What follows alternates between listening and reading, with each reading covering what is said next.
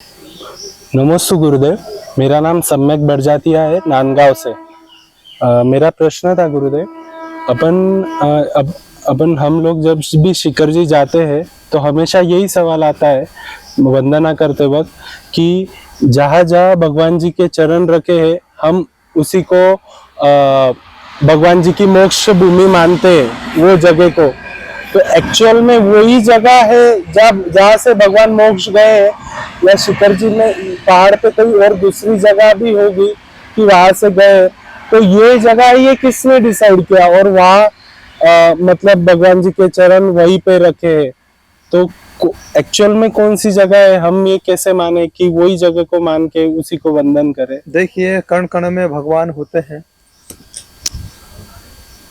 जहाँ जहाँ पर तीर्थंकरों के चरण पड़े हैं वह धरती अपने आप में ही पवित्र हो जाती है।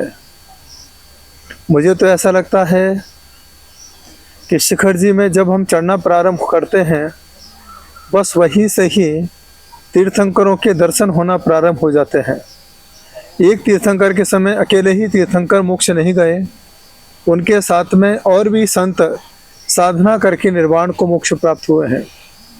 अब यही से ही मोक्ष गए हैं।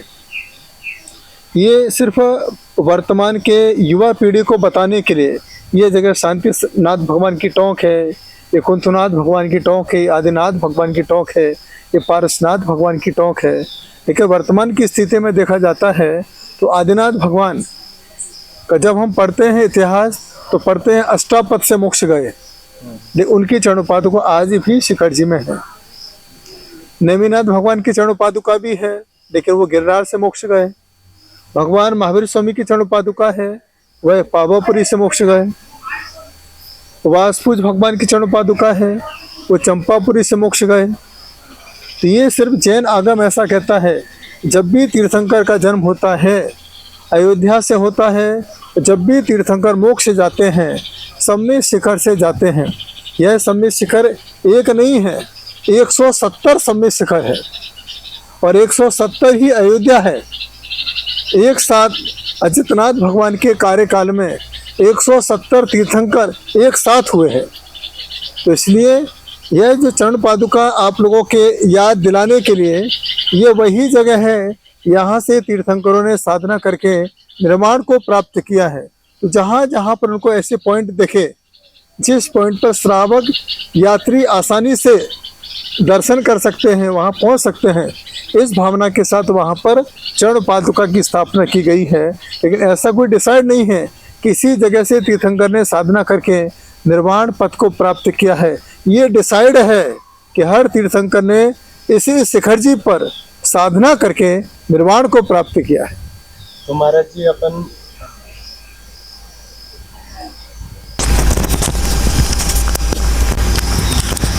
जैसा आपने बोला महाराज जी कि ऐसा कोई डिसाइडेड नहीं है वो प्लेस, लेकिन हम जब भी वंदना करते तो वो पूरे रात में 2 बजे से स्टार्ट करते, दूसरे दिन तक रहते। तो वो समय में हम पानी पीते, कभी कभी मल मूत्र को जाते तो कभी रास्ते में ही कर देते। तो कहाँ तक योग्य है वो? क्योंकि वो भी जगह एक्चुअल में रह सकती कि वहाँ पे। सबसे बड़ी बात है, जब शिखर जी जाएं तो हमें इस तरीके से कहीं पर भी इस तरीके से गंदगी नहीं करना चाहिए। इसलिए मना करते हैं जब भी शिखर जी जाओ तो चारों प्रकार के आहार का त्याग करके जाओ। ऐसा कहते हैं शिखर जी की वंदना से उपवास का फल मिलता है, करोड़ों उपवास का फल मिलता है। तो जैनों में उपवास पानी के साथ नहीं होता है, बिना पानी का उपवास होता है। यदि हम बिना पानी की यात्रा करने जाएंगे इस तरीके से शिखर जी को गंदा करने की हमारी इच्छा भी नहीं होगी। तो सबसे बड़ी चीज़ें हैं, देखो कण कण में भगवान हैं। जब यहाँ पर बैठे हैं हम मोबाइल डायल करते हैं तो आपकी बात पहचान वालों से हो जाती है, लेकिन मोबाइल आपको बता नहीं रहा है कि इस समय कहाँ बैठे हैं। लेकिन सिर्फ आपने नंबर डायल किया तो इससे ऐसा लग रहा है कि व्यक्ति दिल्ली में है, कलकत्ता में है, लेकिन प्रॉपर उसका लोकेशन नहीं पता है कि इसी जगह पर बैठा है। जब वीडियो कॉलिंग करते हैं तब लगता है कि इसी जगह पर बैठा है। इसी प्रकार से जैन आचार्य कहते हैं कि शिखर जी के हर स्थान पर भगवान हैं, इसे गंदा नहीं करना है। यह तो स्थान आपके गंदगी को धोने का स्थान है, तो त्याग के साथ जाओगे तो वो गंदा करने का स्थान हमारे मन में भाव पैदा ही नहीं होंगे। दूसरा प्रश्न था महाराज जी, जैन भूगोल के अनुसार जो पृथ्वी है ये एक ऐसे प्लेट, जहाँ तक मुझे पता है, जो मैंने सुना है कि एक प्लेट के अनुसार ऐसा शेप है, ऐसा फ्लैट है। लेकिन हम जो पढ़ते आए स्टडीज में आज तक, जो एजुकेशन, उसके अंदर पृथ्वी जो है वो गोल है। और इंसान चांद पे भी गया, दूसरे प्लैनेट्स पे भी जा रहे हैं। तो जैन भूगोल के अनुसार मैंने जो सुना है या पढ़ा है कहीं कि ऐसा जा नहीं सकते। तो ये सब जो असमंजस है, मतलब साइंस के हिसाब से और जैन भूगोल के, तो ये कोइंसाइड कैसे हो सकता है, या कैसे, मतलब देखिए सही क्या है इसमें? जो हम देख रहे हैं वो है विज्ञान।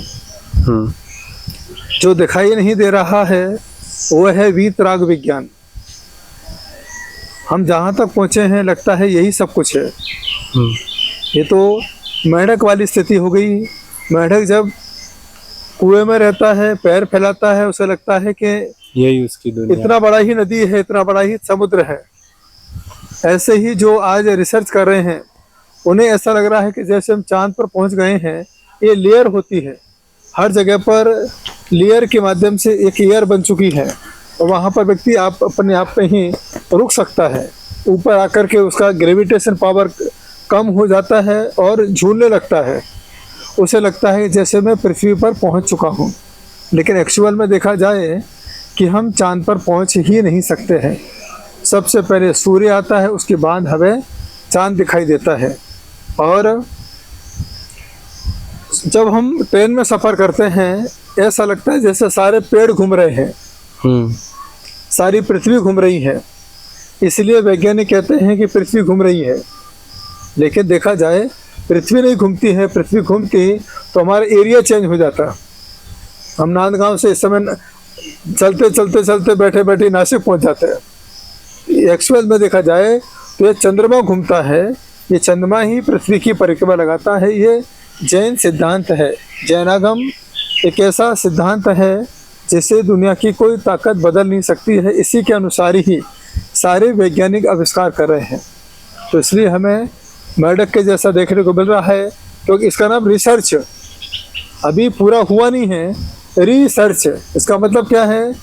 रिसर्च, जो पहले सर्च हो चुका है उसको हम दोबारा रिसर्च कर रहे हैं। तो इसलिए कहने का मतलब है पुरानी चीज को फिर रिपीट करते आ रहे हैं। पैंट वही है कि बेल बॉटम बन जाता है, कहीं पर कुछ बन जाता है, लेकिन पैंट जैसा था वैसा ही रहता है। कहने का मतलब यही है, जैन सिद्धांत वीतरागता के साथ जुड़ा है, सत्यता के साथ जुड़ा है। वैज्ञानिक अभी खोज में लगे हुए हैं। जैसे पहले मोबाइल में सब बटन क्लिक करना पड़ते थे, अब तो सिर्फ बोल करके आप बात कर सकते हो। पहले मोबाइल के फीचर अलग थे, अब AI आ गया है। इसका अभी और रिसर्च बाकी है, लेकिन ये रिसर्च संसार में रहने वाले पूरे कर नहीं सकते हैं। ये रिसर्च तो जो पहले कर चुके हैं उसका चंद्र अंश आज हमारे पास है। लगता है मुझे सब कुछ प्राप्त हो गया है। ये सिर्फ काल्पनिक है। तो महाराज जी, ये जो विदेश क्षेत्र जो बोलते हैं जहाँ से देव लोग आते हैं यहाँ पे अपने इधर, ऐसे मतलब, तो ये यहाँ तक भी पहुँच सकते हैं क्या वैज्ञानिक? कभी पंचम काल में विदेश क्षेत्र नहीं जा सकते हैं। विदेश क्षेत्र में हमेशा चौथा काल रहता है, हम पंचम काल में रह रहे हैं। अब पंचम काल में जो रहेगा वो कभी चौथे काल में जा नहीं सकता है, क्योंकि वहाँ पर हमेशा विद्यमान 20 तीर्थंकर रहते हैं। लेकिन दिगंबर संत जो सामायिक करते हैं, वो सामायिक करते करते विदेश क्षेत्र की परिकल्पना करके, ध्यान करके अनुभव करते हैं कि आज भी भगवान की वाणी विदेश क्षेत्र में खिर रही है। उसका अनुभव करते हैं। लेकिन कोई साधु न कोई श्रावक इस युग में कभी विदेश क्षेत्र नहीं जा सकता है।